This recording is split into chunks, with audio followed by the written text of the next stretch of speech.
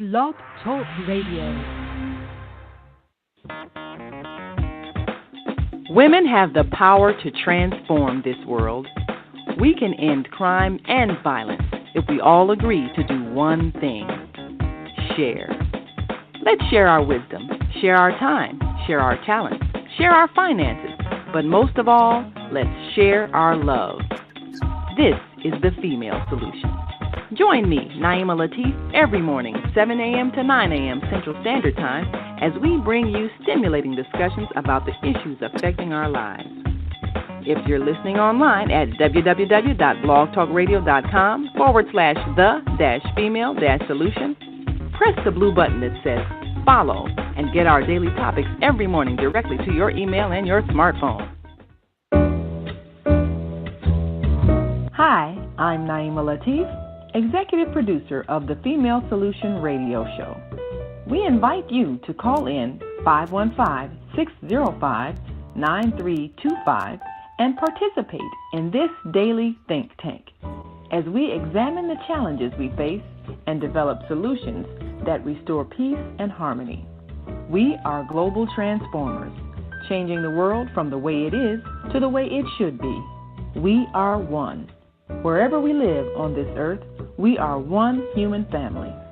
On behalf of our team of radio hosts, I'd like to extend a greeting to all the members of our family, whenever and wherever you may be listening around the world. To our family in China, Ni Hao. In India, Namaste. In Japan, Konnichiwa. In Korea, Annyeonghaseyo. In Russia, Здравствуйте. In Germany, Guten Tag. In Poland, Dzień dobry. In France, Bonjour. In Spain, Hola. In Italy, Ciao. In Egypt, Ahlan wa sahlan.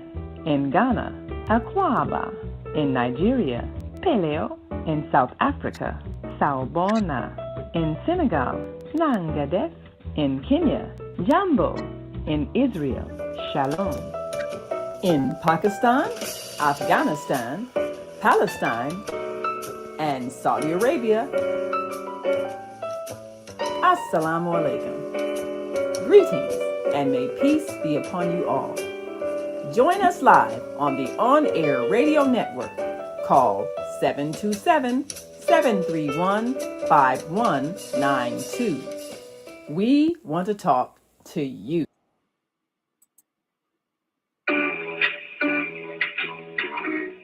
Hi, I'm Naima Latif. Join me and my co-host Kareem Hamid every Wednesday morning, 7 a.m. to 9 a.m. on the Female Solution Radio Show, as we explore that relationship that is the foundation for our society, the relationship between men and women, husbands and wives. Join our discussion as we seek to repair broken family ties and rebuild our community. Listen online at www.blogtalkradio.com/the-female-solution. Call in and comment 515-605-9325. Press 1 to speak to our host. Or you can join us live on Facebook at www.facebook.com/the-female-solution. Yes, Grand Rising, and thank you all for joining us on this Wednesday on the Female Solution Global Radio TV show.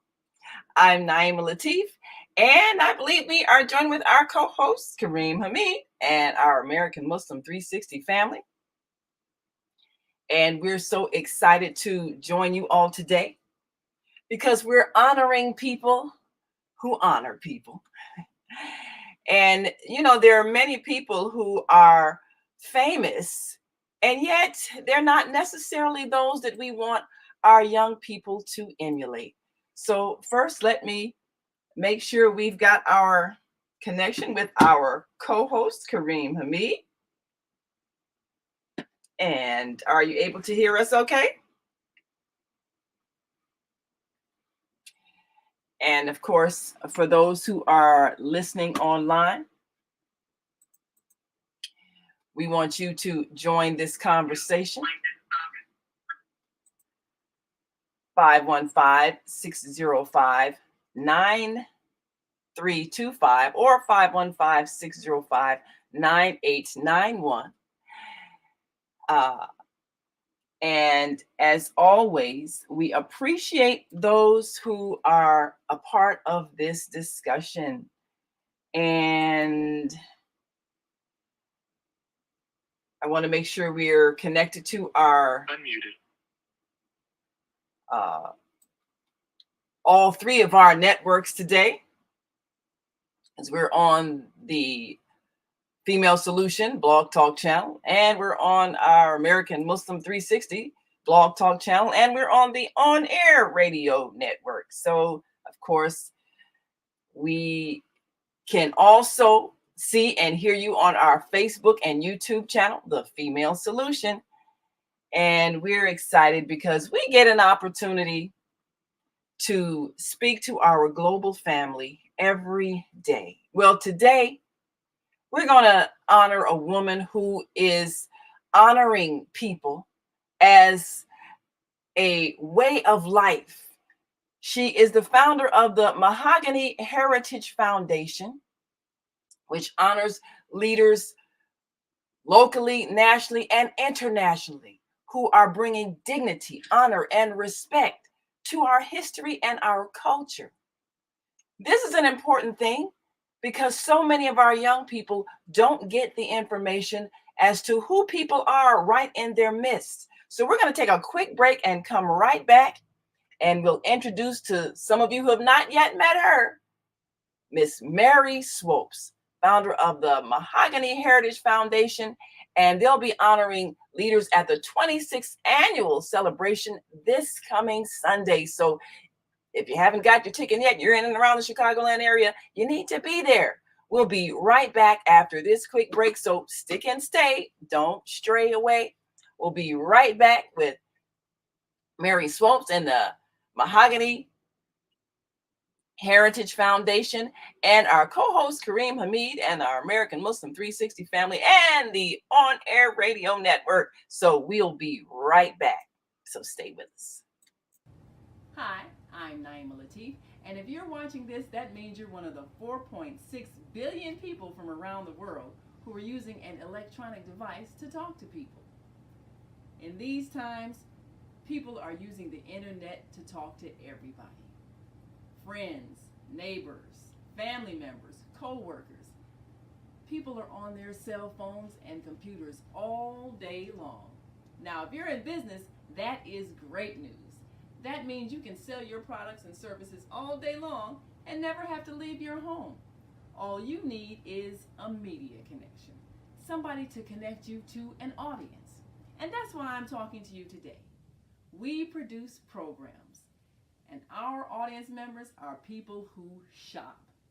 They buy clothes, food, beauty supplies, cleaning supplies, home repair, transportation services, child care services. Whatever you're selling, they need to buy it.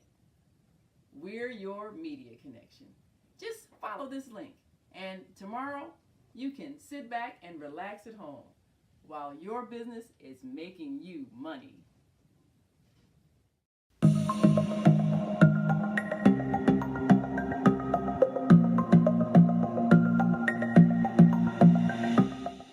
Hi, I'm Barbara. I'm Cheryl. And I'm Naima. We're three Black moms. And in case you didn't notice the resemblance, we're also three sisters.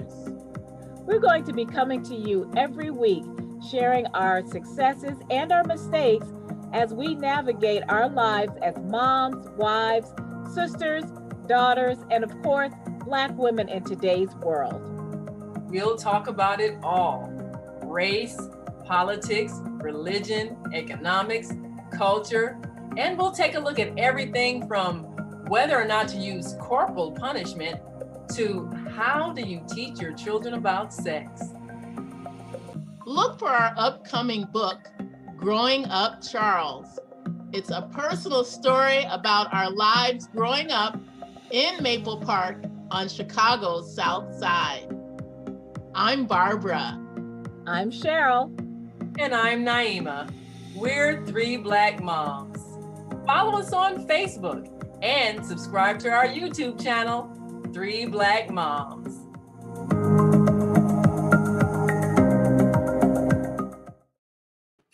And we are back. You're listening to and watching the Female Solution Global Radio TV show.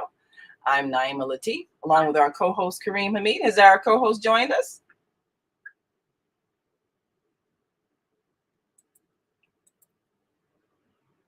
All right. Yes, there we are. Okay. Wonderful. Well, I'm here. all right. Fantastic. Every day is a wonderful day. Every day is a wonderful day. Praise be to God. Well, we're so excited because we get a chance to recognize somebody who is giving us real insight about who in our midst is worthy of honor and recognition. Mary Swopes, founder of the Mahogany Foundation, the Mahogany Heritage Foundation, is our guest today, and she's got an event that you need to be at if you are not, if you are in and around the Chicagoland area. I want to just take a trip on down. But this will be held this Sunday, April 28th, 2024, 5 p.m. to 9 p.m. at the Chicago History Museum at 1601 North Clark Street in Chicago. And this event, sponsored by the Mahogany Heritage Foundation, will honor outstanding leaders such as Congressman Danny K. Davis and Mayor Brandon Johnson, and business owner and philanthropist Spencer Leak, and publisher Olawale Idris, and a number of other prominent figures, both past and present. And Mary Swopes, who is founder of the Mahogany Heritage Foundation, of course, as you see, she's been doing this for 26 years and more. She joins us today to talk about the necessity of recognizing those that bring dignity and honor to the history and culture of Black people. So welcome, and thank you for joining us today on the Female Solution Global Radio TV show, Mary Swopes. Good morning. Yes, it's a great morning. Yes, it is.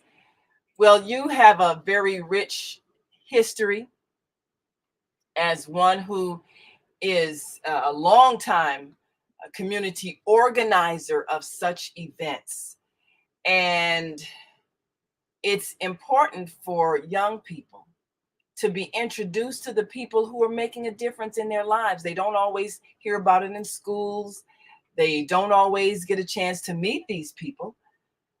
And so your events really help to introduce those heroes and sheroes among us that are having a powerful impact. So give us some insight on what motivated you, first of all, to start the Mahogany Heritage Foundation.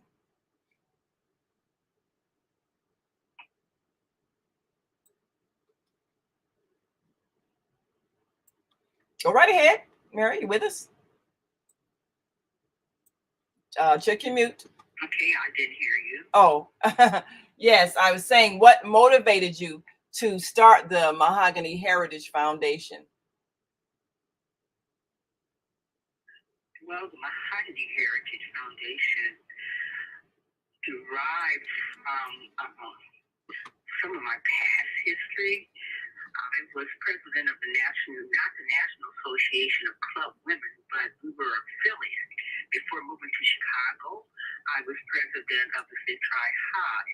So my role models and heroes gave me that insight, gave me that feeling of understanding who we were as a heritage. We are America. We not only possess great wisdom and understanding, we were great inventors, but when I start learning about, I think the main thing that really got to me was when I realized how I was not so proud of my grandfather, who was a sharecropper. So when I understood the understanding of what it means, and that's what I think young people have to understand. You have to understand where you come from. You have to be proud of where you come from. And that gives you that motivation, that inspiration that's needed. We as people need to be inspired and be proud of our heritage. And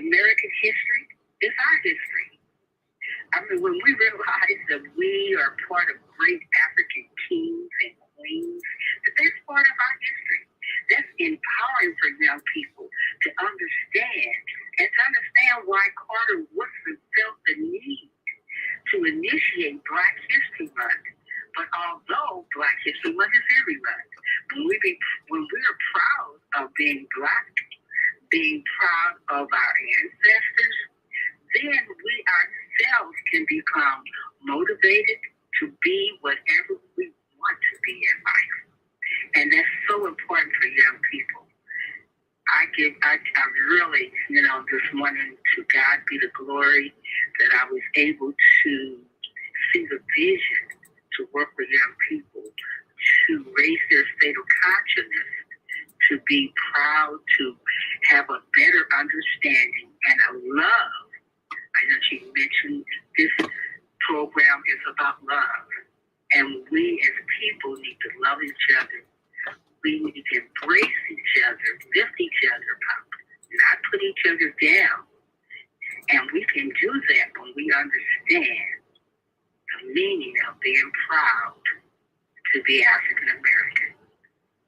The Black Heritage Award not only deal with the United States, but we deal with it's international.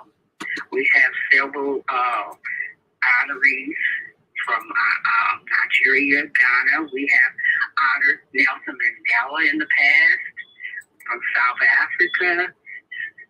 We have acknowledged Rosa Parks and presented her with the award. I am just so proud to be part and have the vision that God has given me to embark on not an easy endeavor, but it is indeed endeavor. And I went to Nigeria and awarded, at that time, we were special guests of the governor of Nigeria at that time, who's now the president.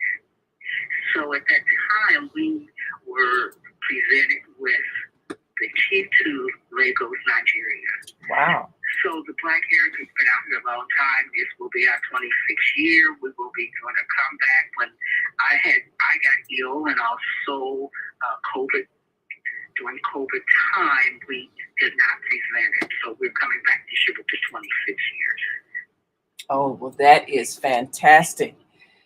And, you mentioned something that I think is a key realization. A lot of us learn to be ashamed of the heritage that we have because our parents, our foreparents, many of them came from humble beginnings. They may have been sharecroppers or, lived on a very modest farm or were not especially prominent.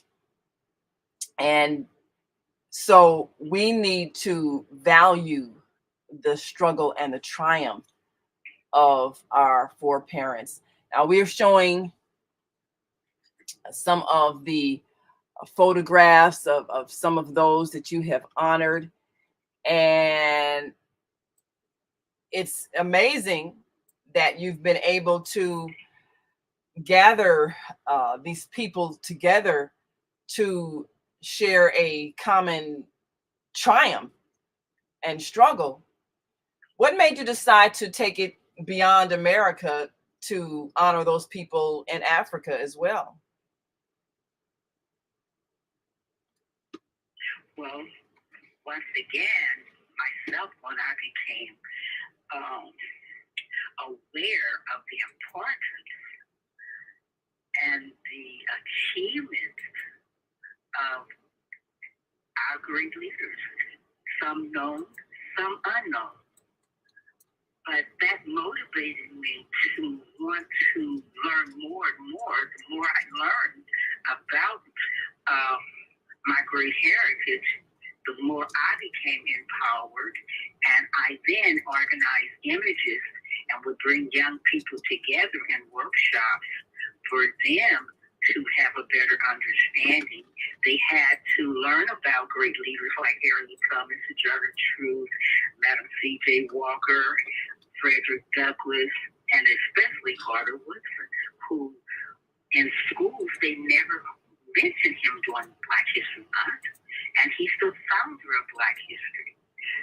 So once again, with that particular type of program, I saw that young people became so empowered, and they, whether they were talented or not, it brought out unseen talents within them. It brought out abilities that they never even thought they had. So when you can get a better understanding and be proud, that's the secret, to be proud of your past, not feel ashamed of your past. And I know that most people know in the past, a lot of times your parents didn't tell you about their past. Your grandparents, they really never discussed it. So if you were not exposed, and the school really didn't expose you to that many African Americans who had excelled, you didn't learn the history of what they did. So when you can study and learn a little about the meaning and why they did what they did and how it impacts us today, we are benefiting from the ones who they could not vote, but yet and still they was able to march on until they were able to vote. That type of drive needs to be existed today. If young people could get that type of integrity, that type of drive to want to be promote and be equal to everyone, because we are equal to everyone. And to understand, when you're equal to everyone else, no one can put you down. And that's what young people get when they really get a true understanding of their past, is to be proud and not ashamed. Absolutely. That is a critical thing for us to remove the feelings of shame that our young people often grow up with, especially because the images that they see tend to be the most negative images of all.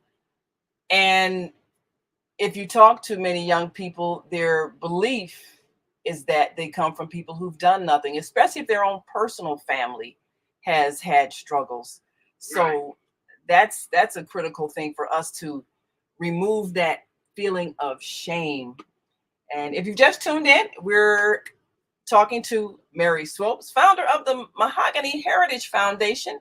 And this Sunday will be another fabulous event, the 26th annual celebration of the Black Heritage Awards. And this will be held this Sunday, April 28th, from 5 p.m. to 9 p.m. at the Chicago History Museum, 1601 North Clark Street in Chicago. And the event, of course, sponsored by the Mahogany Heritage Foundation, will honor some outstanding leaders. Now, Congressman Danny Davis, you say, has been the honorary chairman of the event over the past years. How did you get him involved?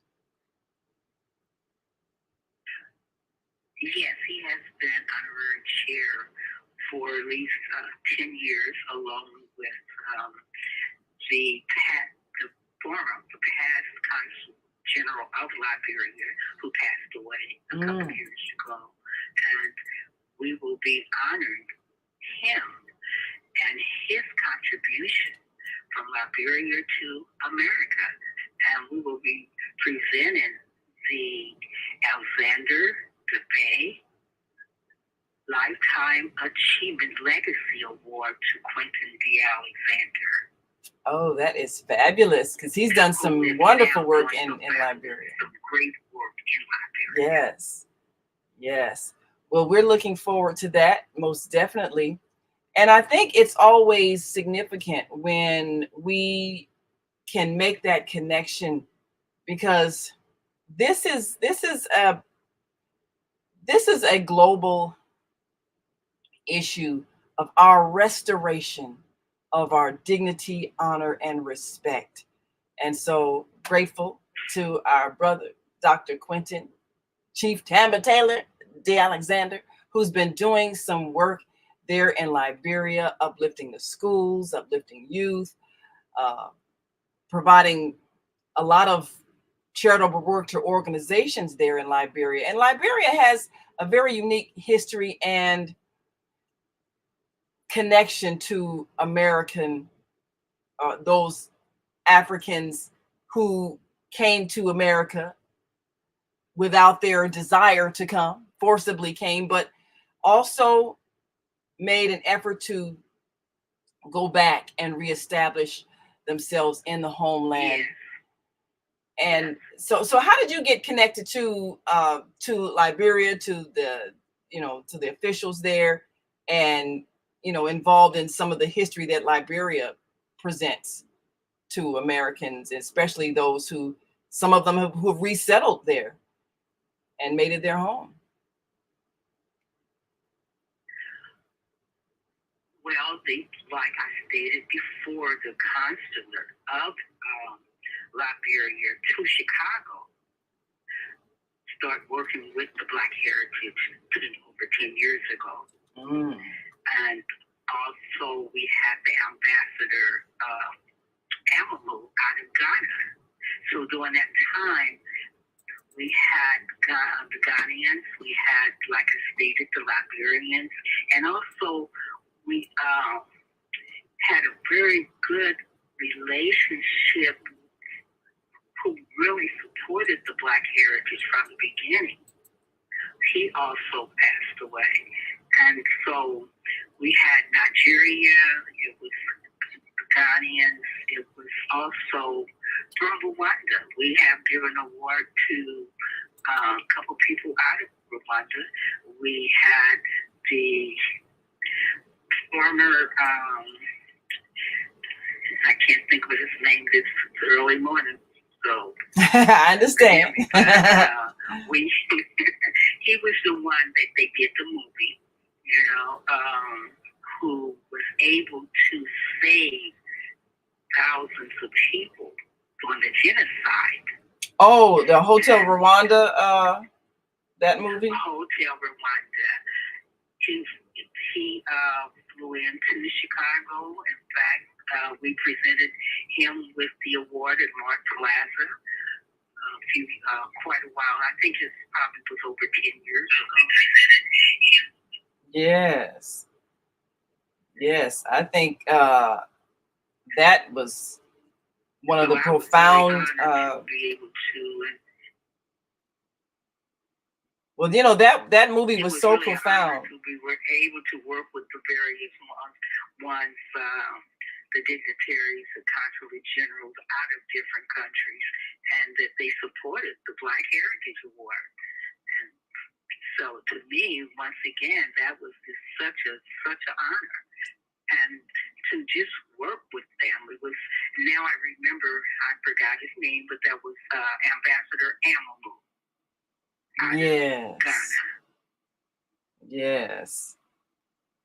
Yeah, I recall that. And there are many things that happen in Africa that we don't hear about, and we don't get a chance to talk to the people. So your connection is very valuable in helping us to bridge the gap, and also to hear things from the people as opposed to the filter of the news media and the networks, who always have a different spin on things. So anytime we can connect person to person, it's very valuable. Our desire is always for us to heal the pain, the hurt, the damage of our experience here in America, and for us to understand what happened on the continent and what continues to happen, so that we can build a foundation of peace. That's our goal. And you've done an excellent job in bringing together various elements. You're honoring the publisher of the Africa USA magazine, Africa, yes. And I think, of course, Brother Omowale Idris does an excellent job of giving us some insight about Africa that we don't always get to have here in America. One thing that I've discovered from traveling is that there's always another story that you don't hear, that you're not going to hear unless you actually go there. So we appreciate those who are bringing that information. It's been really an honor working with the Africa Today magazine. I was working with them. In fact, I began working with the Africa Today magazine from the beginning, from the inception of the magazine, and I have worked with him throughout the years to help the magazine grow. In fact, it's evolving now. For years, this is the dream. This is something that he really wanted to do here in America, and he was able to do that. And he's also will be one of the recipients for the Black Heritage Award on Sunday for his work, for his dedication, and his drive to. Because it wasn't easy. It wasn't easy throughout the years. He did not have sponsorships, and a lot of times, like even with the Black Heritage Award for years, we presented the award, but yet and still, and we had the people that were so worthy of it, but yet and still, we didn't really have sponsors. So it was, you had to be dedicated and wanted to. Really acknowledge African American people within the city and around the globe who perpetuated the dignity and the depth of our Black heritage. Absolutely. So that was really the meaning behind it, and to be able to honor people like Dr. Quentin D. Alexander, who I started working with him at 19 years old. He got the opportunity even to receive the Fred Hampton Image Award at that time because I did pageants, Mahogany USA pageants, 30 years. And he was only 19 years old at the time, and he was able to put together. And the reason I say put together because he was young. He was only 19, and he was able to assist us with the Black heritage at that time in the Mahogany pageant. Wow. And he designed the costumes for the contestants. Wow, a young prodigy, huh? Yes. Yes, I said he's a prodigy, huh? Started young in the design business. And so you all have been going way back. Yes. 19 years old. Wow. Well, that is amazing. And that's the wonderful thing. As our host, working with myself and Congressman Danny Davis, is Dr. Felice Binion, who is president of the West Side Ministers Coalition. She worked with me and became Miss Mahogany at 18 years old. And I've been working with her throughout the years, and even after her daughter became 10 years old, she brought her daughter to me. And her daughter is a vocalist. At that time, she was 10 years old. And I said, all mothers thinking their child is talented, right? Yes. She ended up becoming a very talented young lady. In fact, she will be doing the Black National Anthem to open up the Black Heritage Award. Wow. So she's grown now. And then Charlene Griggs, who is president of Sparkle Organization for Women, is another protege. I think I would start working with her when she was like 19 years old. So I have worked with a lot of these young people throughout the years and have had the opportunity to mentor them and watch them grow. So they all are now entrepreneurs and great community leaders. Wow. Well, that is impressive. So to God be the glory once again. Yes, absolutely. Well, we're going to take a quick break and come back and talk about some more of this year's honorees that you have. We've been showing our audience some of the people that you've honored in the past. Of course, Bishop T.D. Jakes. You have honored reporter Harry Porterfield. And you also have honored, we'll talk about some of this year's honorees, the King family, of course, Martin Luther King III, as well as Dr. Bernice King, and some of those that you are highlighting, and we'll talk about what goes into the decision to select the honorees that you introduced to us at the Mahogany Heritage Foundation's Black Heritage Awards. So we'll be right back after this quick break. You're listening to and watching the Female Solution Global Radio TV show. We've got some callers on the line. Of course, we're going to hear from our co-host, Kareem Hamid, get some of your thoughts, and we'll take calls right after this quick break. So stick and stay. Don't stray away. We'll be back in a moment. So just stay with us. Hi, I'm Naima Latif, and if you're watching this, that means you're one of the 4.6 billion people from around the world who are using an electronic device to talk to people. In these times, people are using the internet to talk to everybody. Friends, neighbors, family members, co-workers. People are on their cell phones and computers all day long. Now, if you're in business, that is great news. That means you can sell your products and services all day long and never have to leave your home. All you need is a media connection, somebody to connect you to an audience. And that's why I'm talking to you today. We produce programs, and our audience members are people who shop. They buy clothes, food, beauty supplies, cleaning supplies, home repair, transportation services, child care services. Whatever you're selling, they need to buy it. We're your media connection. Just follow this link, and tomorrow you can sit back and relax at home while your business is making you money.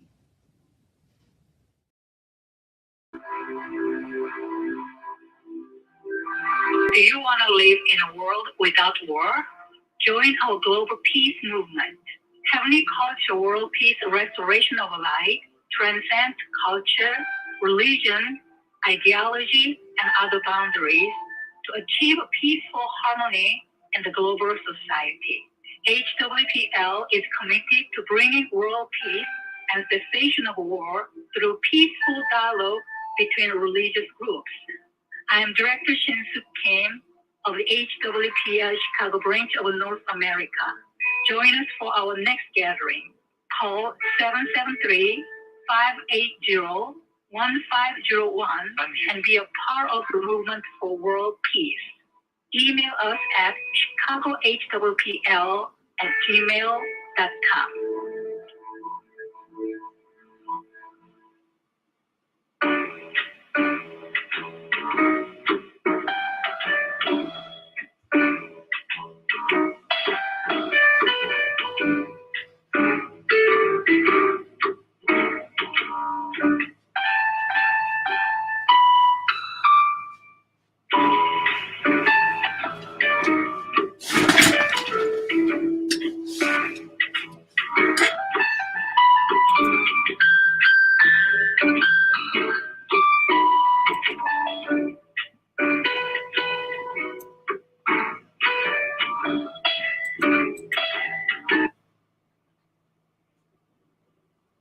And we are back.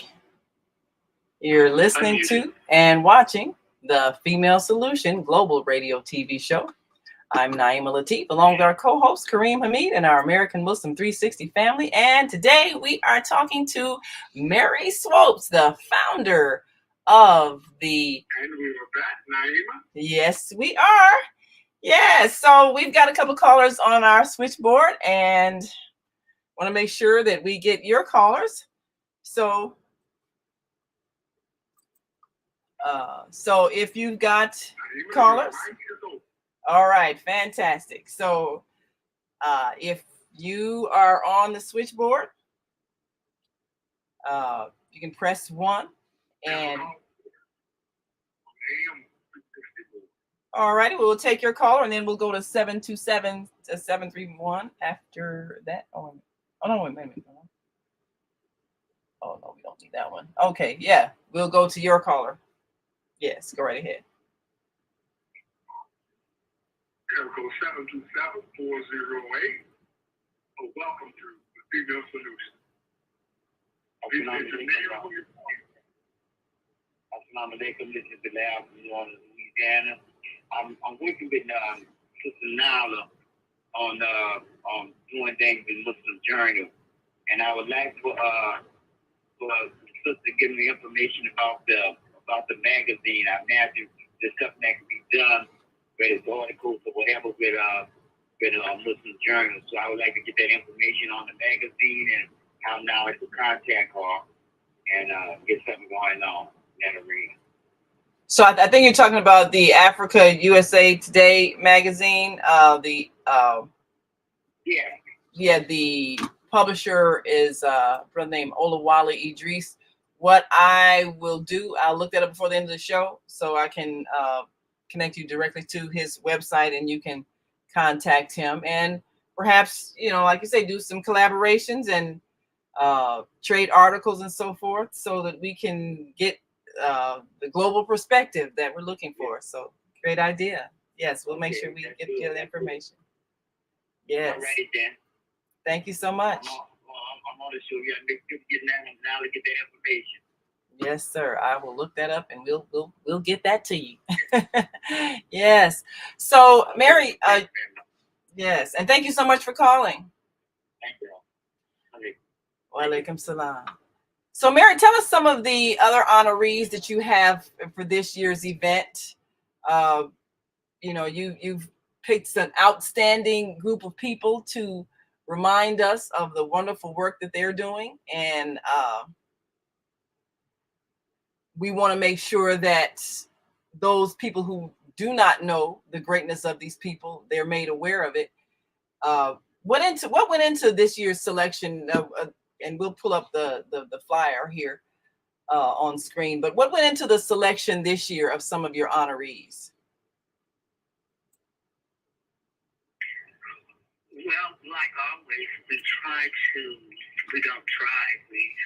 focus on those individuals in education. We promote and celebrate our Black heritage, honor achievements of those great leaders. And if you notice, a lot of times throughout the years, the leaders have been more legendary leaders. We focus on those individuals who have, for years, been able to work in their communities globally, nationally, and just within their own communities. And so we look at, we have always admired the ones who have had longevity, not just, you have a dream, you have a vision, you go and you do some great work, but then there are other leaders who have done great work throughout the years, year after year after year. So we kind of reflect back and then we move forward, inspiring the young people of the ones that's right there around them that they may not even know of. A lot of times people don't even know of our heritage, the great leaders who have, like Carter in schools, they don't really focus on who really established the Black History Month. A lot of times they don't focus on the women that established Women History Month. And one of the honorees, we're honoring the National Council of Liberal Women. And that organization, Mary Papa Thune, established that years and years ago after establishing her school. And they are carrying on that work throughout the country.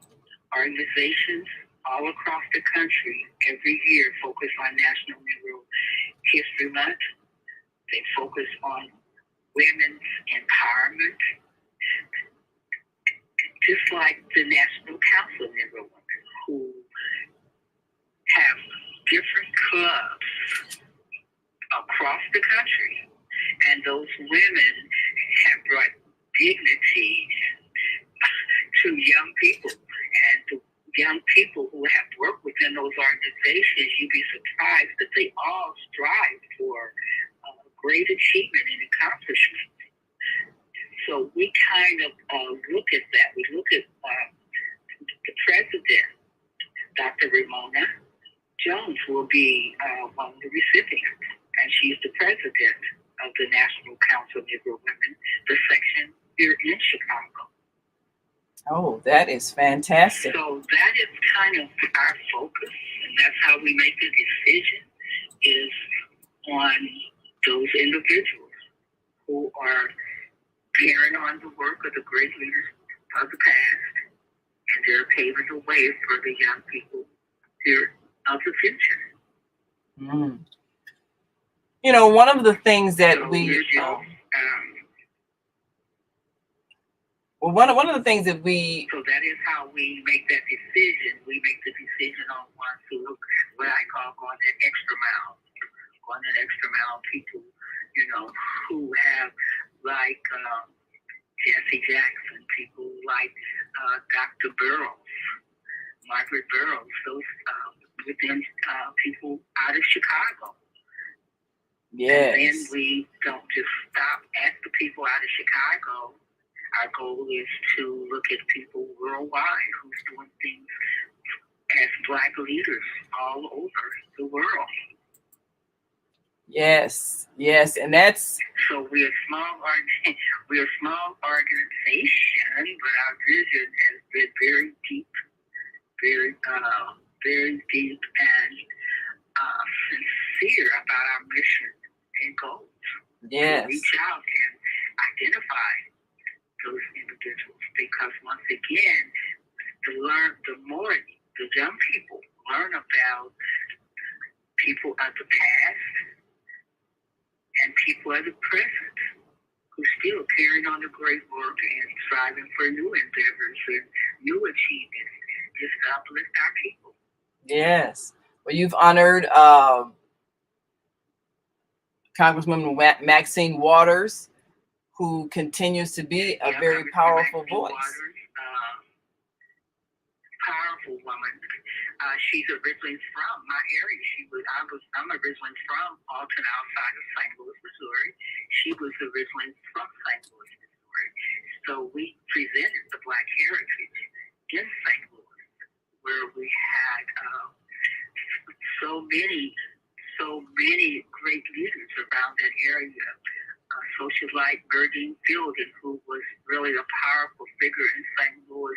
She worked with the Martin Luther King Center. She also was a socialite and worked with pageants. She did the teen pageant around the country, and she worked with gospel legends.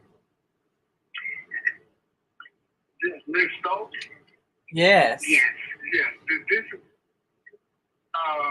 This is Kareem Hamid, and I live in St. Louis, and I'm grateful that you acknowledge Merlene Fielding. She's a wonderful woman, great accomplishment, and a beautiful heart. Praise be to Almighty God. Yes. Here with the Bobby Jones show of the years. Yes. Also, Well, you know, Jackie Jordan Curtis is out of East St. Louis. Jackie Jordan Curtis is out of East St. Louis. Congressman Maxine Waters and Merlene Fielding, Lacey Clay, who was a congressman at that time in St. Louis. Oh, wow. Those are one of my St. Louis recipients. That is And fantastic. this year, we'll be honoring the first, if you're from St. Louis, you probably know Alton, Illinois, which is 30 miles away, has its first African-American mayor. And he is his name is Mayor David Goins, who will be here in Chicago, being honored for the first African-American mayor of Alton, Illinois. Oh, wow. Yeah. That is excellent. You know, there are a lot of people that we don't even realize are government leaders, because, you know, those aren't usually the ones considered celebrities. And that's why it's so important that you're honoring people who are doing the work what our children tend to get exposed to are the celebrities that are considered the actors, the athletes, the singers, the dancers. And I'm not saying that that's not an important part of our culture, but leadership needs to be honored more and recognized more so that our children can get a balanced view of what is important in terms of values. And that's why what you're doing is so important for our young people to be exposed to, so they can see these are the people who are changing lives. Yes, we admire the singers, the dancers, the actors, the ball players. We admire them. And, sometimes they do some philanthropic work with the money that they earn. But the people who are making policy decisions, people who are developing educational programs, these are people who are changing lives and impacting the future. And so they are the heroes and sheroes, as they say, who our children should be admiring and seeking to emulate. That's right. That's right. And Yes. That's what makes a difference. I think a lot of times in the success of young people is that who they identify with. A lot of times, like you stated, the great entertainers that's great. The athletes, that's great, but they still need to know the leaders in education, the leaders that, and I didn't mention her name, Dorothy Hyatt, who took on the role after Madam Bethune. So Dorothy Hyatt, for years, carried on that National Council of Negro Women for years. And so there's so many women throughout the communities as part of those groups. And believe it or not, it makes a difference. At 19 years old, I am just so honored and proud. And I will state that I think that did make a difference in my mindset to want to indulge in promoting the heritage, because those women from those organizations at that time, a lot of young African American ladies, they didn't know the ins and outs of being proud, having the dignity, having the elegance, staying steadfast to be a great person. Instilling those attributes within yourself, and that's what those women did. When I think about today, there's nothing wrong with being able to have a good time and drink and all that. But those ladies, I was very young. They didn't allow us, even we would do events, but we could not even have nothing but punch. And I mean, that sounds, like, okay, I guess right now it sounds kind of silly that all you was able to have was punch. But, but what it did was is the mindset behind it.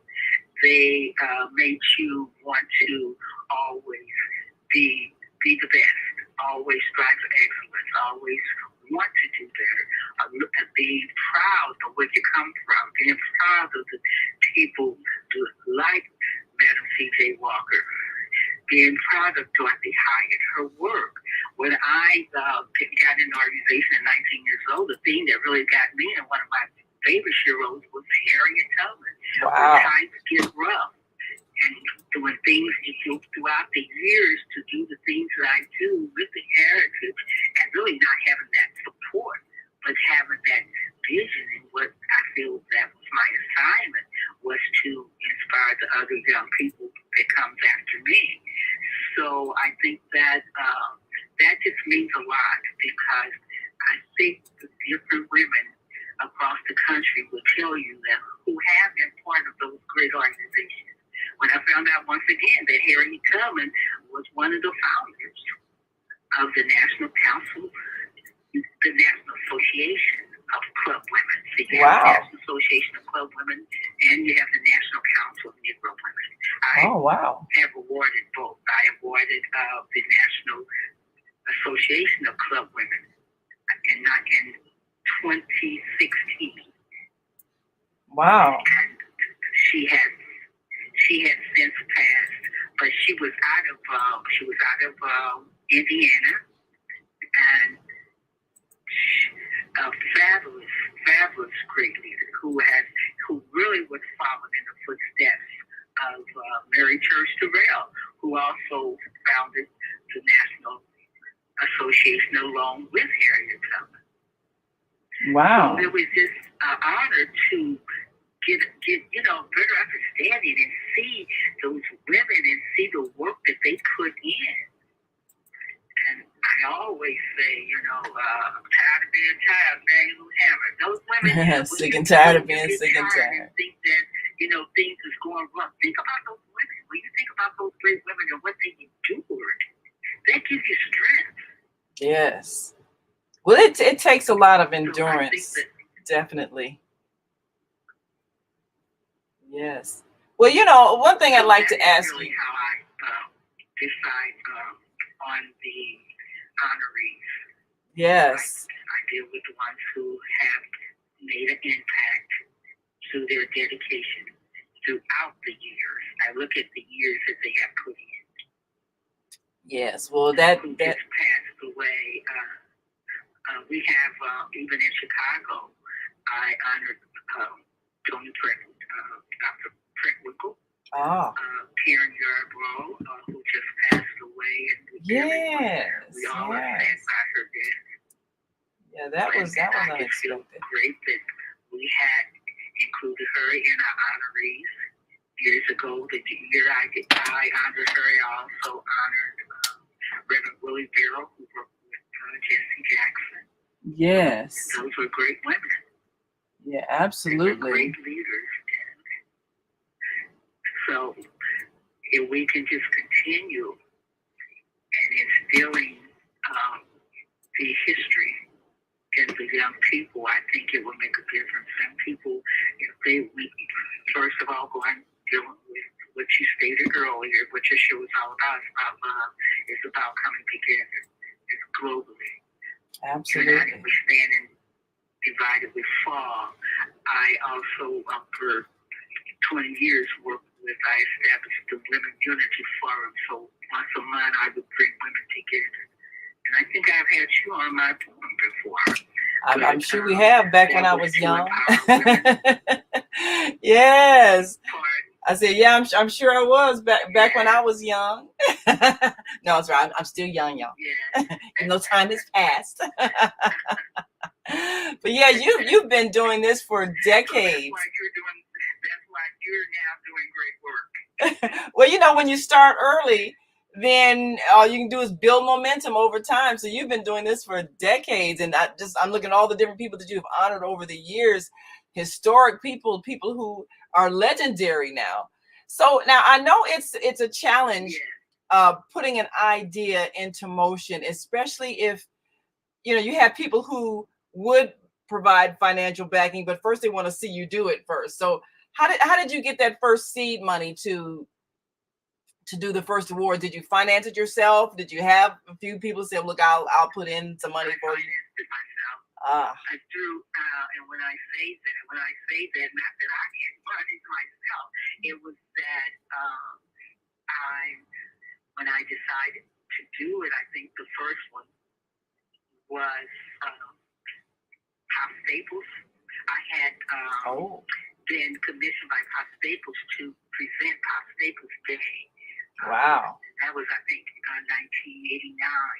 And after I did Pop Staples Day, and then I presented his award after I did that. In fact, that assignment, to do that when Pop Staples, before he passed, when we presented his day, I went and contacted the people from Drew, Mississippi, where Pop Staples was from. And they came to Chicago. I had them to come to Chicago to present him with the award. He was the first year, the Black Heritage 1989 Pop Staples of the Staple Singers was the awarded for that year. And I contacted the Chamber of Commerce. And after that, I was able to initiate that they renamed the Park and Circle Festival in honor of Pop Staples. Wow. Wow. And it was just, it's just something I felt I had to do.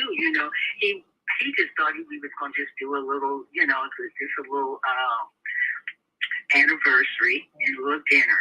But because of my drive for acknowledging our history, I had to go further, and that's when I contacted Drew, Mississippi, and told them what we were doing here in Chicago to honor Pop Staples, and they participated once again and came to Chicago and worked with us with that. And it was at I never will forget, because Pop Staples was a very good friend of the Leak family. Oh. So this year we're honoring Spencer Leak. Yes. Pop Staples and the father was a very good friend, and he served as one of the dignitaries at the event. And at that time, I think the mayor of Chicago, it was after Harold Washington passed. So all of them were there at the Pop Staples dinner. That was one of the, I felt one of the great contributions that I could make to Pop Staples and to take it to that level. And I need to check now to see if they still carrying on his day down in Drew, Mississippi, his hometown. Drew, Mississippi. Ah. Wow. Yeah, a lot of talent came out of the South. And a lot of those singers A lot of talent came out of the South. Yes. And a lot of those singers, they were, in a real sense, the voice of our struggle. We know that in the, especially in the 70s, right, there was a lot of upheaval. And so these were the songs that actually expressed the movement. And I remember the Staple Singers being one of those groups that we would see them at the rallies and so forth. And remember the song "Respect Yourself." that was a great theme song. So we've got Pop Staples here up on the screen for those who may be too young to remember. And I think that's why the Heritage Awards are important.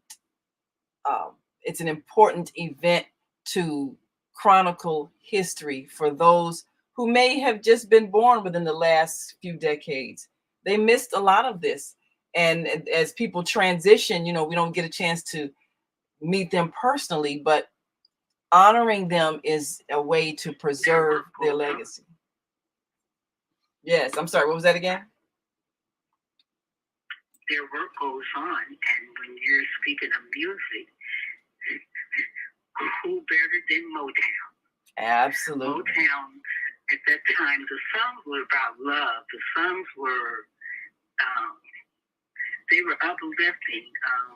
For young ladies, you have a lot of the older women would tell you that who is really leaders themselves now. So they were influenced by the music of people like Diana Ross. I know I was. I was one of the ones like Oprah Winfrey who stated that Diana Ross was one of their role models.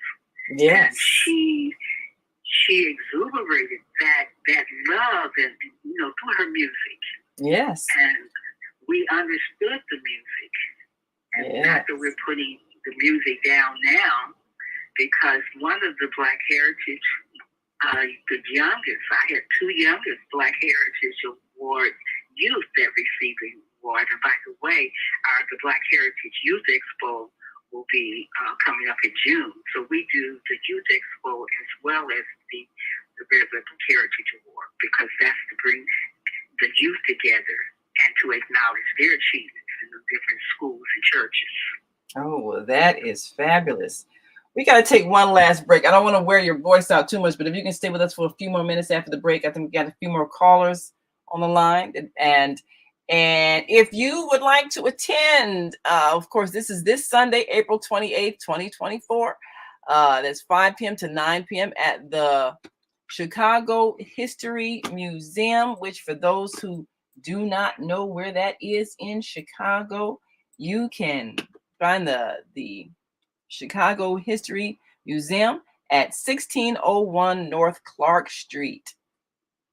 And this is an opportunity to honor those among us, both past and present, that are making a difference. And we'll talk more about some of this year's honorees and where can people go if they want to purchase tickets. Is there a website address that they can go to or a number they can call if they want to get tickets?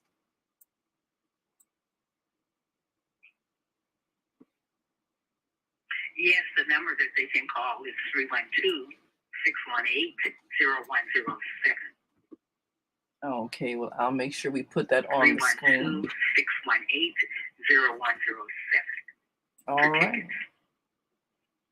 All right. Well, I will put that number on the screen and encourage all of you, because this is definitely something that it preserves history and honors those that are making history as we speak. So we'll be right back after this quick break. We want you to stick and stay. Don't stray away. We'll be back in just a moment, so stay with us.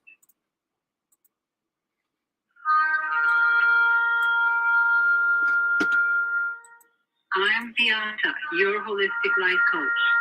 These days, it's more important than ever to work on your physical, mental, emotional, and spiritual health.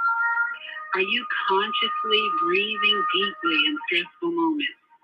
Do you have a plan or daily routine to maintain balance in your awesome body? Are you struggling to be disciplined in your eating habits? When you partner with me, I'll help you develop a personalized health plan that works for your particular lifestyle. You can find out more about me at yourholisticlifecoach.com, where you can also review my 3-step protocol to guide you to abundant health. That's yourholisticlifecoach.com, and I'm Beata.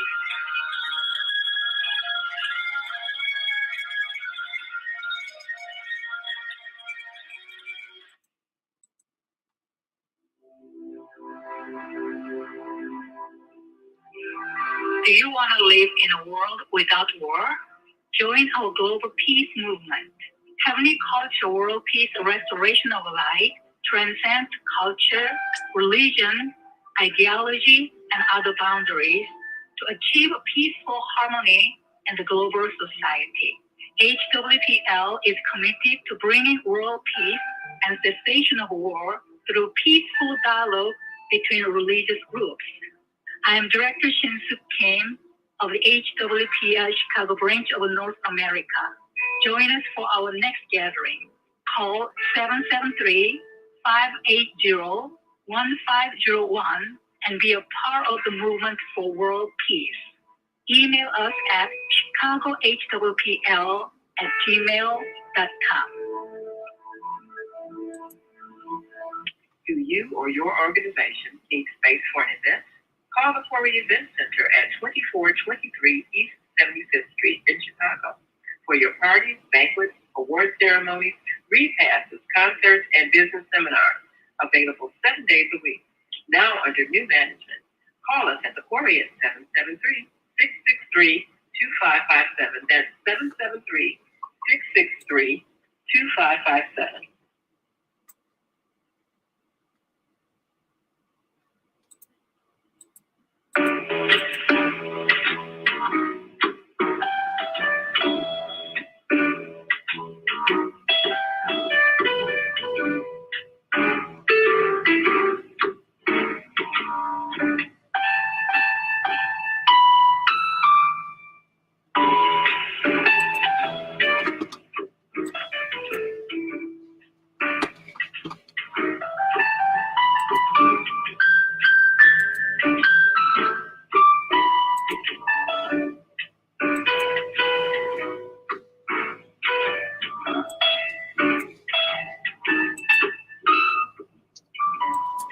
We are back. You're listening to and watching the Female Solution Global Radio TV show. I'm Naima Latif. And of course, as always, you can see us visually on our Facebook and YouTube channel, The Female Solution. And you can call in and comment on our Blog Talk channel, 515-605-9325. Press 1 if you're ready to speak. I think we got some callers on the line. Or our on-air radio network channel at 727-731-5192. We want to hear from you. We've got on the live line with us today Mary Swopes, the founder of the Mahogany Heritage Foundation, and they're honoring some wonderful leaders at the upcoming 26th annual celebration this Sunday, April 28th, and the event starts at 5 p.m. I believe there's a VIP reception. And then, of course, after the reception, you're going to see some wonderful honorees locally, nationally, internationally. These are people who are making a difference in the lives of people all across the world with the work that they're doing. And they're being honored today. Pardon me. We're honoring the one that's honoring them today. It's Mary Swopes, who's been a long time activist in recognizing those who are making a difference. Starting out at 19 years old, you've been working at it, sister. You've been working. that is fabulous. Well, let's go to our phone lines and open the mic for area code 334-895. Thank you for joining us. Give us your name, where you're calling from, and your comments. Top of the morning, and praise God, praise Mother God, and praise Father God. Thank you for the day. Peace and blessings to you, Naima, Harriet, Tubman, Melody, and Mother Mary. It is a pleasure to your dedication to preserving history. This is Brother Neil also known as Shot Apostle, because I'm a shot person, but Shot Town Apostle. But I wanted to say, Mother Mary, I love the name Mahogany also because I'm hesitant to say, I want to talk about history. That's my topic, that's my intent. But I want to say that I hesitate sometimes to use the word Black, because that's part of the history.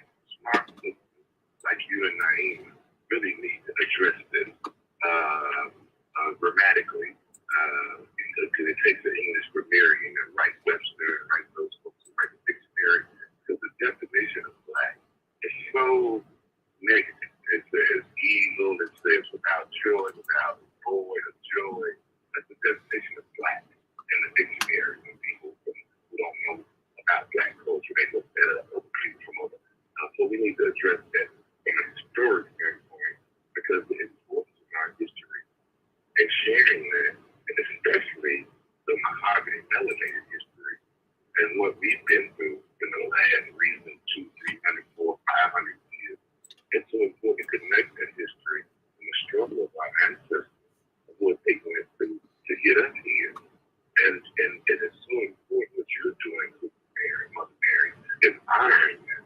Because unfortunately, in the Black diaspora, in our culture, our HBCUs and our social period, we've been negligent in honoring our Black people and our ancestors who have made the way. And when you talk about a lot of South people from the South, in the Black diaspora, in this country, period, some of the greatest of your athletes, some of your greatest people, period. And I'm talking about, like, when they say, like, the greatest of this sport, the greatest of that sport, the greatest of this, or some of our leaders and our Dr. Kings, and the list goes on, are from the South.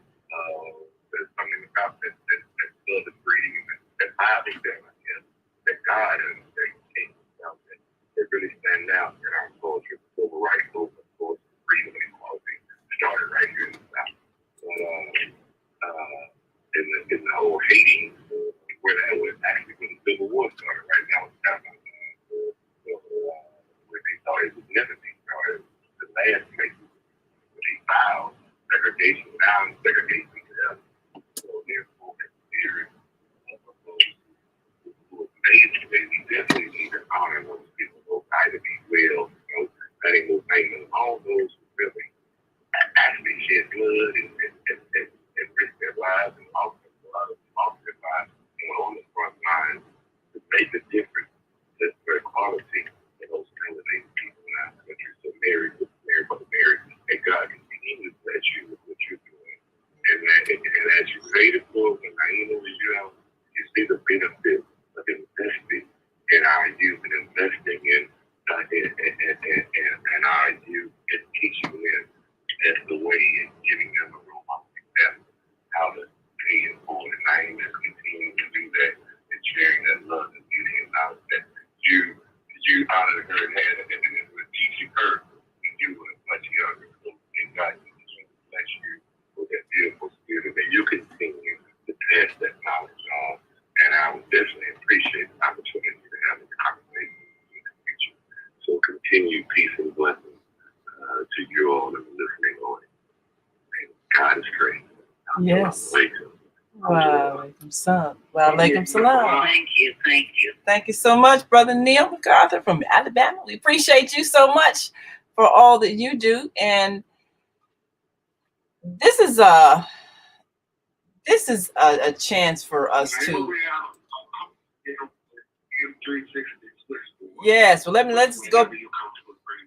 Well, let's go to another caller. You know, this is an opportunity for us to really set an example for the kinds of events that we should put together so that those who labor among us can feel appreciated. Yes, let's go to our caller on the AM 360 board. Go right ahead.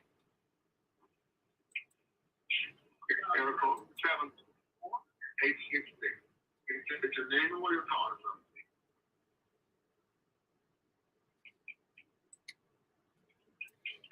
724-866. Your mic is open. Take your phone off of mute.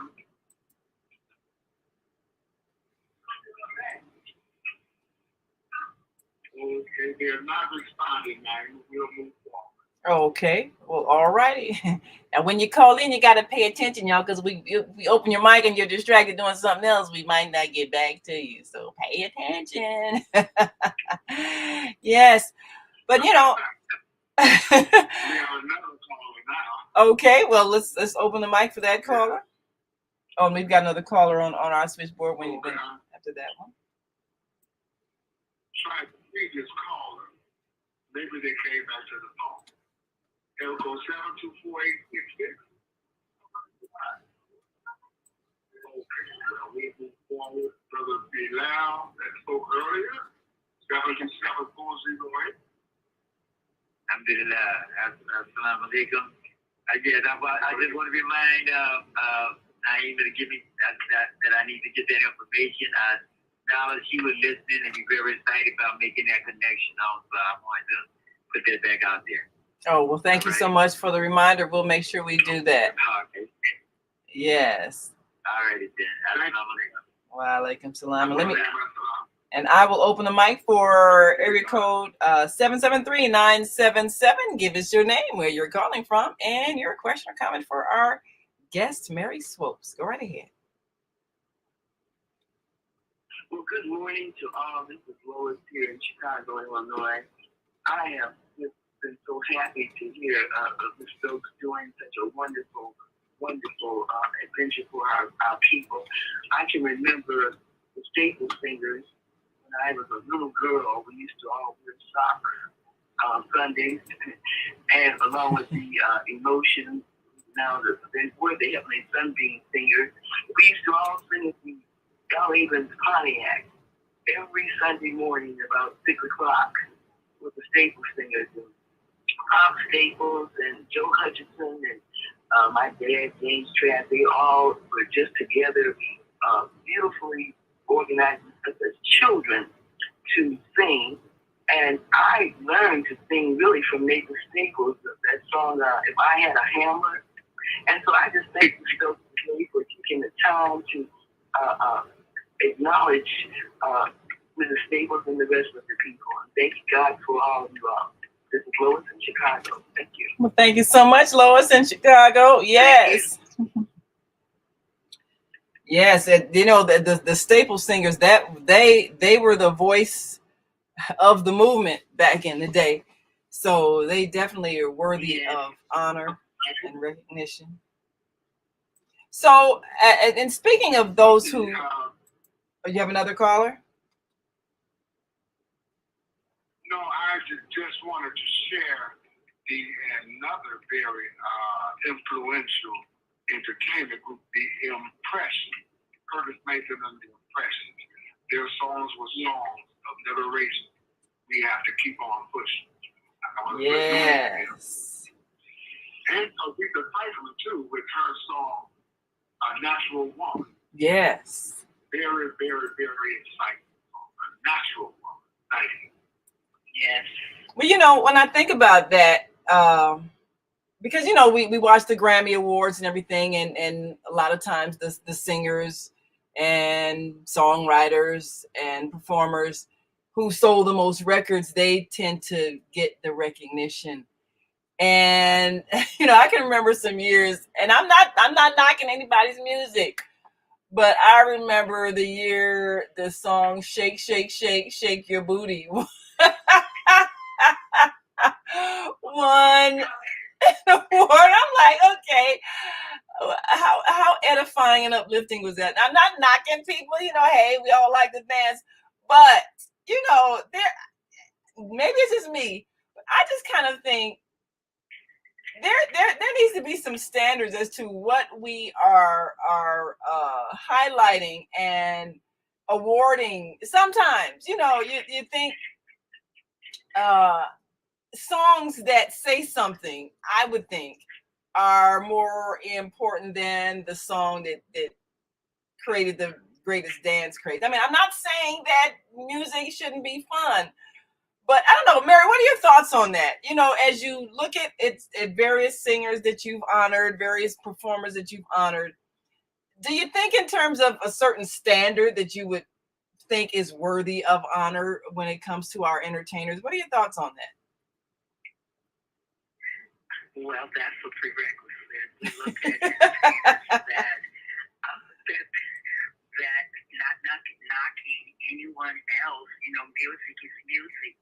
But my focus has been on, and that comes derived from, once again, the background of the great leaders who paved the way for us, and they displayed honesty and dignity. And when I listen to the music of pop staples, Aretha Franklin, I'm really, really sad that I wasn't able to, because I had her down. I wanted to award Aretha Franklin, and at the Black Heritage Award, we will be doing a special tribute to Whitney Houston for her beautiful music, for Aretha Franklin, who displayed, once again, dignity to mostly her music.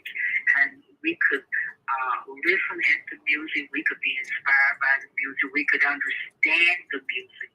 It's very important that moral values still, you know, when I have workshops, one thing young people don't want to deal with because they have lack of understanding, when I say, okay, what about moral values?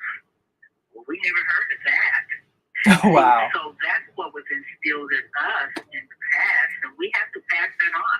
I have got a lot of young people that I work with now. My proteges are doing things, and I keep telling them, you got to carry on the work, you know, the work, really implementing the concept of dignity and pride and being proud of who you are and promoting positive dignity.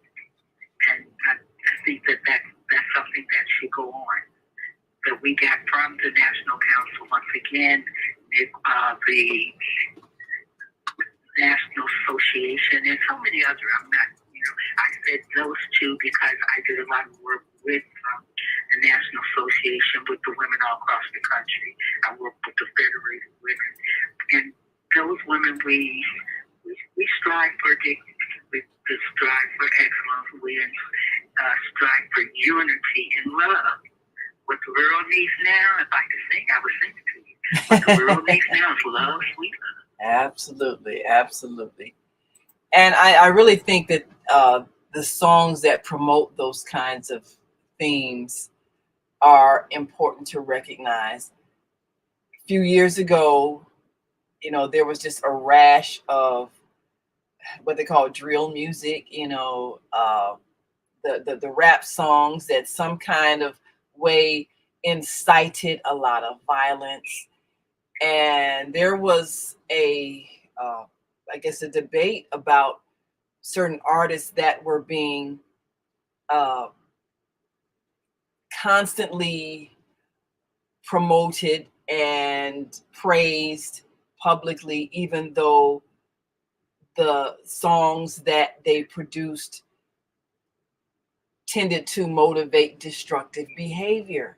So the ethical question came up about how important is it to sell records if what you're selling, to sell your music and your videos and all of that, if what you're producing in terms of your art and your craft is actually encouraging the worst of behavior.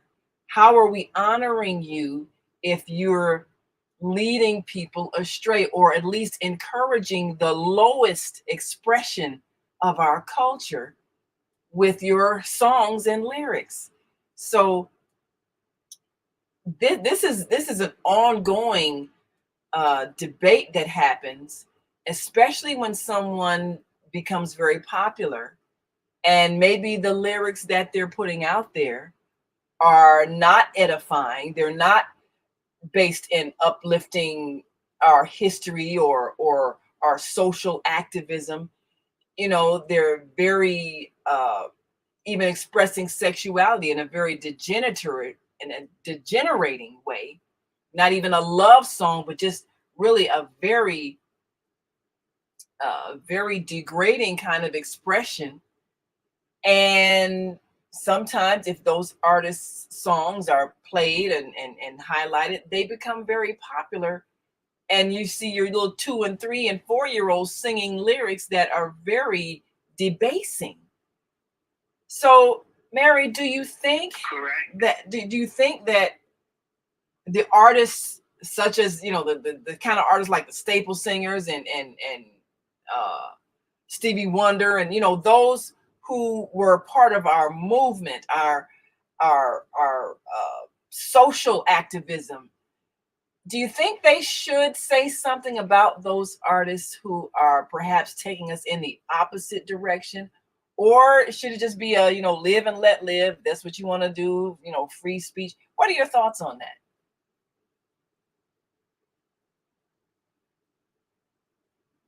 Are you asking my thoughts? Yes, and of course, anybody wants to say anything, press 1 if you're on our switchboard, if you have a thought you'd like to share. Or Kareem, what are your thoughts on that? I mean, I know people don't like to downgrade anyone else that's in their field, and yet I tend to feel that some of the older artists that were around during the civil rights movement, the Black empowerment movement and all of that, I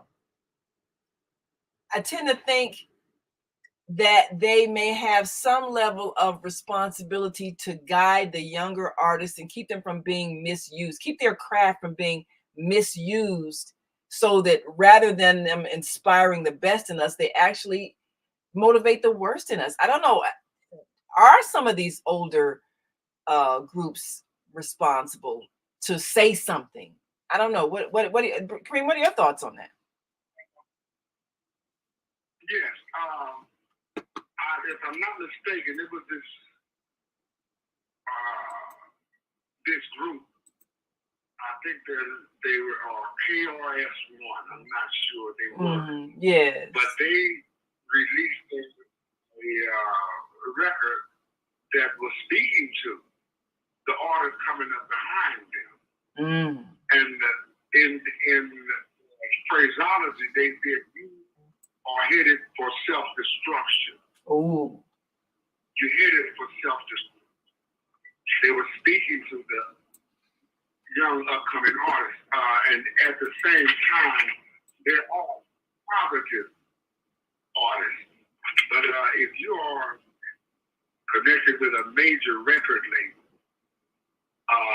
the positive music is not accepted nor distributed. If you're an artist on a major label, then you have to satisfy the powers that be, and they are the ones that are gearing the music toward self-destruction. Unless you have full control of your music and and your authorship, publishing, that is a dilemma. Yes, that is. And I know that's been one of the things that came out when we talk about people who created their own record labels and kind of broke away from the industry. I know that was a big deal. And even the issues that came when it comes to who's going to own the rights to your songs, how Prince had to actually stop using his name, and he came up with a symbol. He said, "Okay, fine. I can't. You want to own the rights to my name? Fine. I'm going to do business under something else that I own." And that was a big step toward independence. Very controversial. We know that Michael Jackson, a lot of controversial statements when he talked about racism in the industry. So these things, we have very influential cultural creators, and we even see it now on YouTube, Facebook, and all of that. You can create content that influences thought, but the question becomes, what is the responsibility for those who create that content? Are they responsible for making sure that what they say, what they sing about, what they talk about is uplifting and in line with our goal as a people to restore ourselves to that greatness that we come from? So Mary, have you ever had perhaps someone that you honored that someone thought maybe they were too controversial or maybe even too political? Or have you ever had an honoree that, and I know you've had some that are very vocal, like, of course, people like the Congressman Maxine Waters and others.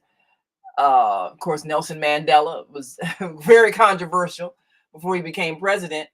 But those that you have honored, have there ever been any political, backlash, like if they were someone who was controversial and speaking out about things?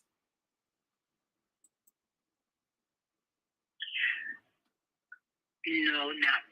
I don't recall anyone that I honored that wasn't deserving of the honor. Now, as far as we understand the life of Nelson Mandela, and you might have had some who felt, but I don't think no one could have felt that he was not to be honored for his work and for the history of our global country. Yes. We have one person that is a little something, little controversy going on pertaining to him. I don't choose to say his name at this time. Your life journey, a lot of times when you speak up and the kind you're fighting, you're a warrior, you're going to have conflict. You're going to have what I call negative,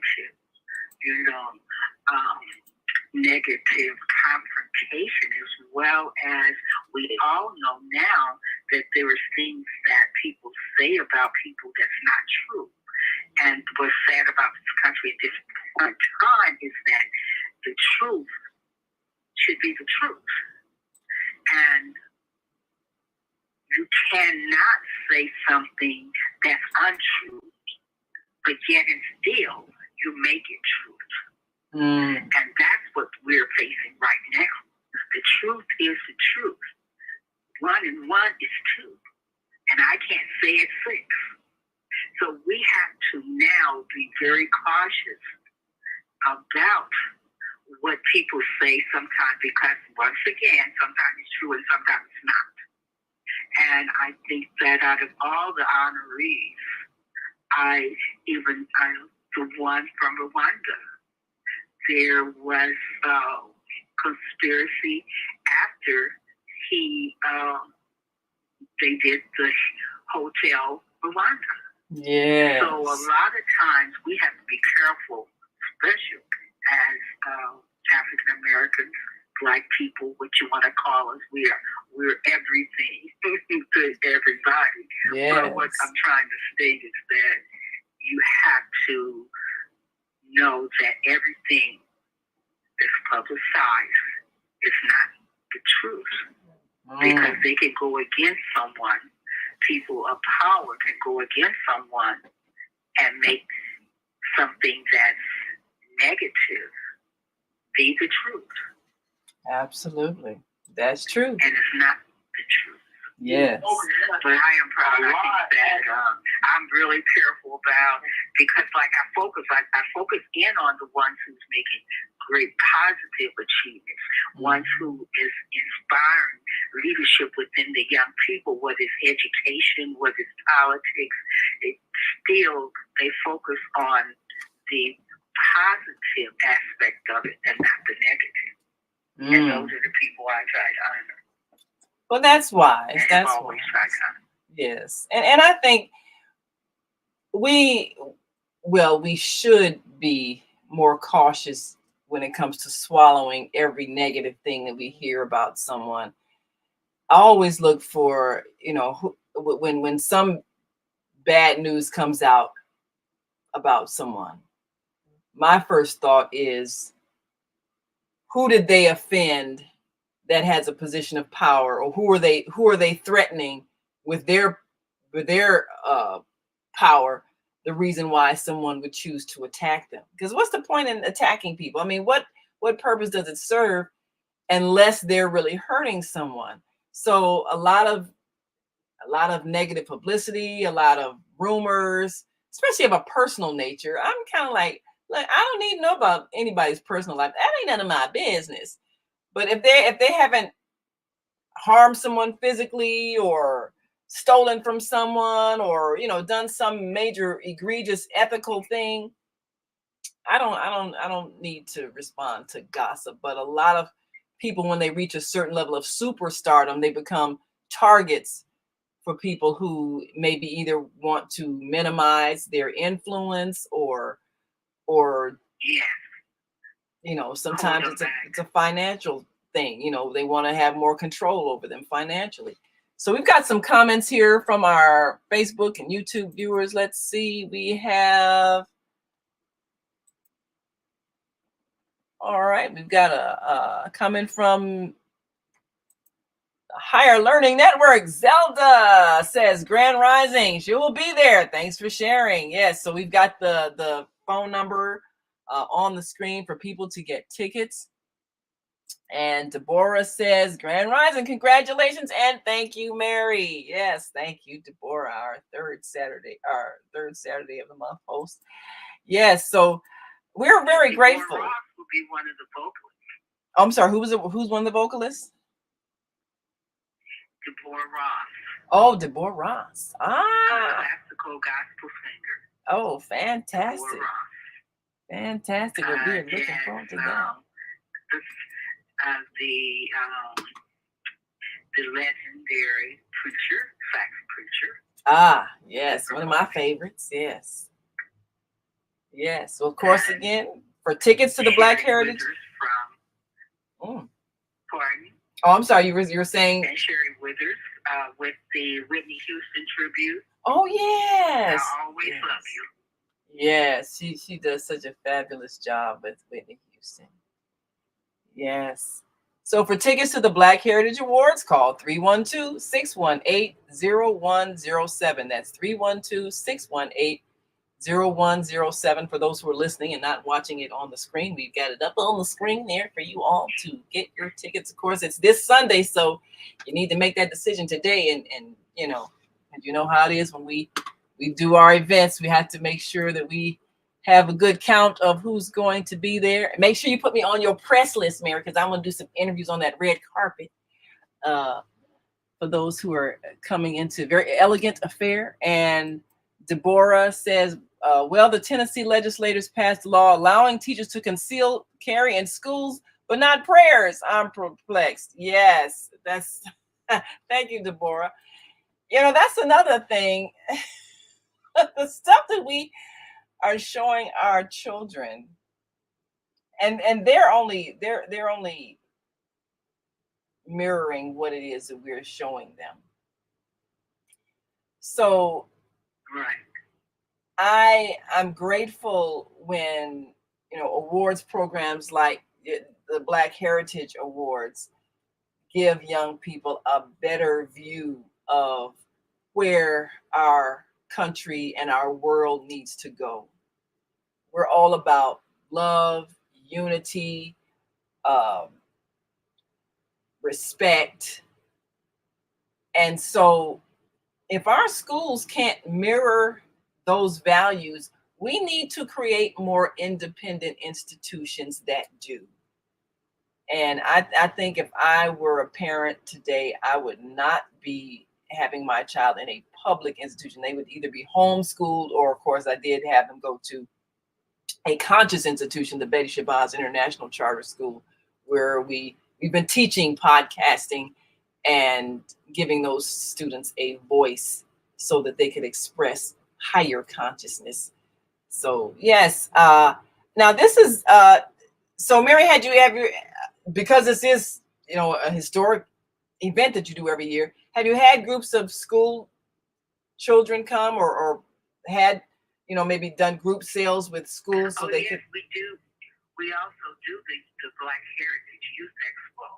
Usually we, in the past, we did it like the entire weekend. Like we were doing the Black Heritage on Sunday, we would have had the youth on that Saturday. But this year, because we haven't had it since COVID and we're trying to come back, the Youth Expo will not be held until June.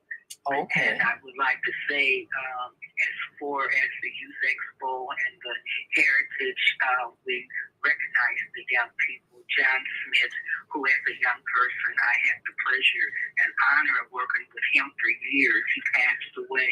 Anyone who knows about photographers in the city of Chicago pretty much have heard of John Smith. Yeah. So what we did as Black Heritage Awards, I'm interacting and working with Chicago State University, where he graduated from, and we set up the John Smith Photography Scholarship, which will be acknowledged at the Black Heritage Award and presented at Chicago State University in the fall.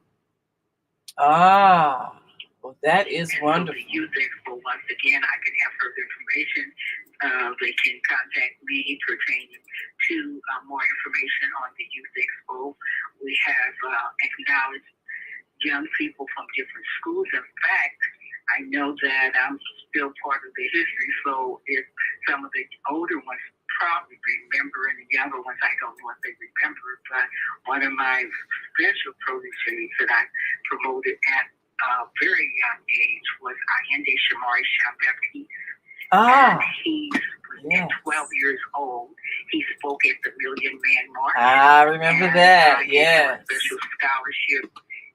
Yes, I gave him a special scholarship. He was a guest at Nigeria's lab school, the Danshima Lab School in Nigeria. Oh, so wow. I gave 2 youth the scholarship. And Zebediah Anderson, who just won a Grammy Award for his rap that he did with John Legend and Wow. King. So I started working with him. He won the scholarship at 9 years old. Those were my two youngest ones that I presented scholarships at that age. Wow, and that is fabulous. So proud of their work, what they're trying to do now. I always get a little leery, with the rapping, but I'm proud to see Zebediah Anderson, who is called Verse, do the theme song for Woman King. Oh, wow. Now that's another thing. When you have young people to perform and they want to do spoken word, do you give them some kind of guidelines, like, okay, no cursing, no profanity, or do you just say, okay, I'm going to trust that you know what's decent? Because they don't always know what's decent. So how do you handle that when you're going to have a young person perform? Right. I'm just more comfortable with the love songs. Yeah. The love rapping. Yeah, at least that's gonna not cross the line. Yes, and of course Zelda says, looks like this is the place to be. Looking forward to it. Yes, people, we want you all to be there on Sunday. That is this Sunday. And for the gentleman who wanted the information about the Africa USA Today magazine, I have that up on the screen as well. So you can contact, and he is an honoree, and he's one of the honorees for this year. So yes, Africa USA Today magazine international, and you can go to the website at usafriglo@yahoo.com. That is the email. And you can also call 312-937-4508. Again, that number for USA Africa Magazine is 312-937-4508. Now, if you didn't write fast enough, all of our shows are in the archives on Blog Talk, so just play it back. You can write it down. But, and John Smith was one of the major graphic artists for for Africa USA Today magazine international. So, of course, it's wonderful that he's someone to be honored. There are so many people who do some really fabulous work that make it possible for us to know who's doing what and how to get our message out. So one of the things, and I do love Africa USA Today magazine international, because there is a very large African community here in America, recent immigrants, and we should be conscious of what is happening when it comes to immigrants receiving services, to make sure that the African immigrants don't get slighted when immigrants from other countries are getting services, because we always have to make sure that there's not any unfairness. And I think it's good that our elected officials, such as the Congressman Danny Davis, Congressman Jonathan Jackson, people who are Congressman Robin Kelly, people who are aware of the dynamics happening internationally, and they can address issues of sometimes inequality or favoritism toward one and neglect of another, because we're still trying to correct that here in this nation. So I know we're going to be leaving shortly, and We've got another caller. Let me open the mic for area code 708-724. Grand Rising. You're on with our guest, Mary Swopes of the Black Heritage Awards coming up this Sunday. Give us your name, where you're calling from, and your question or comment.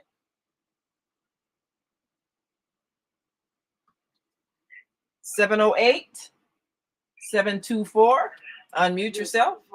Yes, this is Lois again in Chicago. I was wondering, Ms. Stokes, is Mahalia Jackson included in this awards ceremony? She, I remember yes, I was getting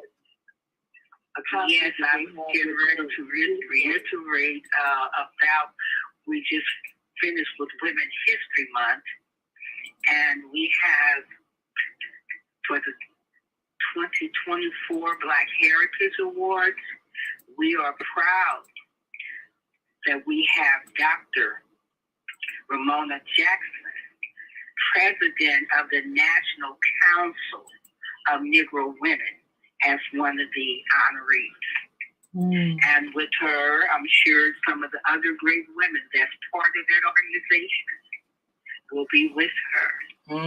And it is so important to have women organizations, and we, ones who don't know, Mary McLeod Bethune, Madam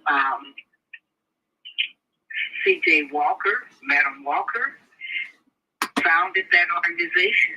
Mary McLeod Bethune founded the organization, but it was carried on by Madam C.J. Walker. Not Madam C.J. Walker. I guess I'm getting a little tired this morning. I know you've been working hard. Brain working overtime. But I did want to acknowledge that Dr. Ramona Jackson is honoree for this year. Yes. As president of the National Council. Yes. National Negro section. Yes.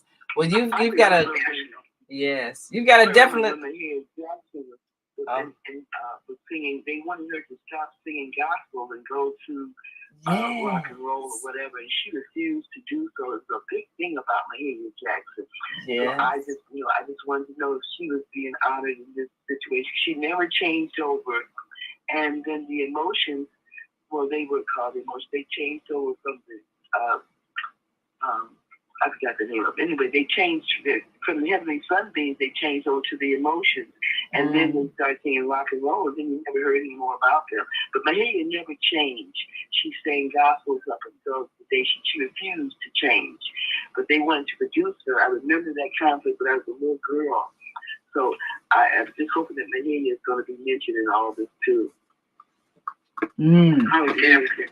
Okay. In fact, Deborah Ross will be doing something on Mahalia Jackson. She'll be doing that favorite song on Mahalia Jackson. I'll be there. Thank you. Yes. And again, we've got on the screen here for tickets to the Black Heritage Awards. Call 312-618-0107 this Sunday, 5 to 9. Of course, you want to be there for the red carpet, VIP reception and everything. And we are looking forward to being part of the press there to give you some images and maybe a few words from some of our honorees. Who are some of the honorees that are going to be able to be there personally to accept their award? I know you have many that are outside of Chicago. Who are some of the honorees that are going to be able to be present to receive their award?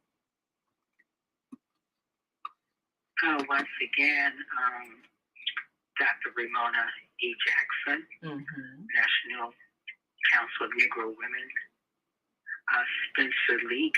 Yes. Dr. Quentin D. Alexander. Yes. And of course, our mayor, Brandon Johnson. Yeah. And the mayor of first African American mayor of Alton, Illinois. Wonderful. David Gowen. Wonderful. And we have from Nigeria the I-Concept president, Ambassador Nuro Oluwapo. Oh, yes. Yes. Yes. He did a fabulous event last year, as a matter of fact. Wonderful event with Kings of Africa coming to America. Fabulous event at Malcolm X. I believe he'll be doing that again this year. So yes, I'm learning so much about the events happening globally, and it's wonderful when we can honor each other for the work we're doing at home and abroad. So I'm looking forward to the event. And again, for tickets, and you might want to buy a ticket for some children. Sponsor some young people, maybe some high schoolers, some college students, some people who maybe weren't alive during a lot of the historic things that happened, but they still need to know, because especially people are still here. You want to meet them while they're still on this side of the dirt. So call 312-618-0107. Troop will be performing. These are young people who wanted so bad to be part of this Black history, and they're so excited. And these are some really young youth, and this is a dance troupe. Wow! And we are honored, and we welcome them, because they said this is something that they can learn from. Yes. So we always put our youth first. That's important. So we're looking forward to promoting the youth at the Black Heritage Award, and then in June we will be awarding the Youth for the Black Youth Expo for their excellence in education in schools, for performing arts, for leadership ability. So please join us and help us continually support our youth. And once again, the Black National Anthem will be presented by Joy Brooks, who was Joy Binion Brooks, daughter of Dr. Binion, who was one of the hosts for the Black Heritage Award. Wow. Who started out with us at 10 years old. Her first performance at 10 years old was for Congressman Danny K. Davis program for inspiring youth. That is fabulous.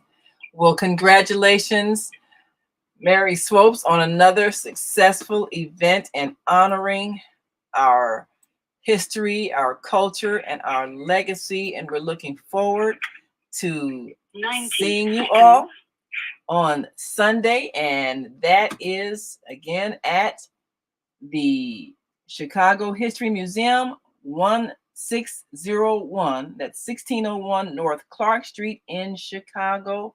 And you need to get your ticket.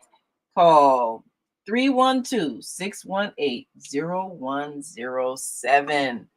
We thank you so much for being our guest today. I just want to reiterate one last time, that we're so proud to Dorothy Hyatt to honor the National Negro Women co-founder after Madam Bethune. Yes. Was Dorothy Hyatt, who continually kept that organization afloat for years after years. Yes. Dorothy Hyatt. Yes, Dorothy Hyatt, a giant of a woman. But thank you so much. We appreciate you. Thank you to my co-host, Kareem Hamid, and our American Muslim 360 family. And join us tomorrow, of course. We're going to be shopping with Zoe. And you'll hear more about how you can be a part of that global economic network. I'm Naima Latif. See you again tomorrow. We've come to the end of our show today, but you can hear every show in the archive at www.blogtalkradio.com/the-female-solution. You can also hear today's show on the Female Solution Facebook page. Go to www.facebook.com/the-female-solution. Leave your comments about today's show. You can always reach me on my website at www.naimalatif.com. That's www.naimalatif.com. Watch our TV shows, listen to our radio shows, order our books, and be sure to get your copy of the book, The Female Solution. On behalf of our team of radio hosts, I'd like to thank all of you who participated in today's discussion. And to our global family listening from all around the world, we say thank you. To our family in China, Sheshe, India, Dhanyavad, Japan, Arigato, Korea, Kamsahamnida, Russia, Spasiba, Germany, Danke, Poland, John Kujum, France, Merci, Spain, Gracias, Italy, Grazie, Egypt, Shukran, Ghana, Medasi, Nigeria, Eshe, South Africa, Gabonga, Senegal, Geret, Kenya, Asante, Israel, Toda, Pakistan, Shukriya, Afghanistan, Tashakur, Saudi Arabia, Shukran. Assalamu alaikum wa rahmatullahi wa barakatuh. Thank you. And may peace be upon you and the mercy of God and God's blessings.